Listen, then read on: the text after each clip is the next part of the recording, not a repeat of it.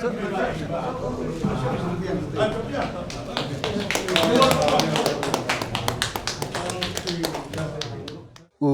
Bathmai Kajelas Raja Sabha Dr. WR Kharuki Uloong ba Kathong ba Khmat Kajung kum MP Kalong Manbudin ya ka Citizenship Amendment Act Balawan Rat ak Sokar Pedeng Ulapun Paru bu unsim ya kajigit kli ban yakun khanang ba kamekelia kan light na kajingte kandon jong kasi ye la ban kado hangni ba Dr. Kharuki ude kertong jong ka Sarkar MDA bola job sok da live khandai bud ya kertong ka Congress Kennedy Kriem ubala yo khat khandai bud. Well, I'm very happy because it is a democratic process. Like what I said, whenever election is held, it shows that our democracy is very vibrant. So I'd like to thank the Honorable Chief Minister, then the Speaker, the Deputy Chief Minister, all his ministers and MLAs of the MDA, and my party colleagues and the other party in the MDA for really giving me this privilege to serve the state.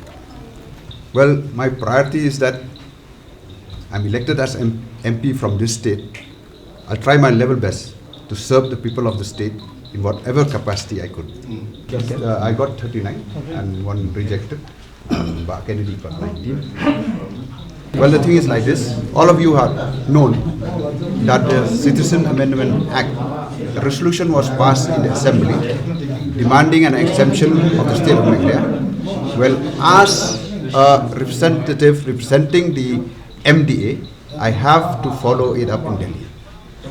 As per the resolution, that CAA should be exempted from Meghalaya. Yes, it was. The resolution was fully. Well, I'll try my level best. This is my first time as a person in governmental politics.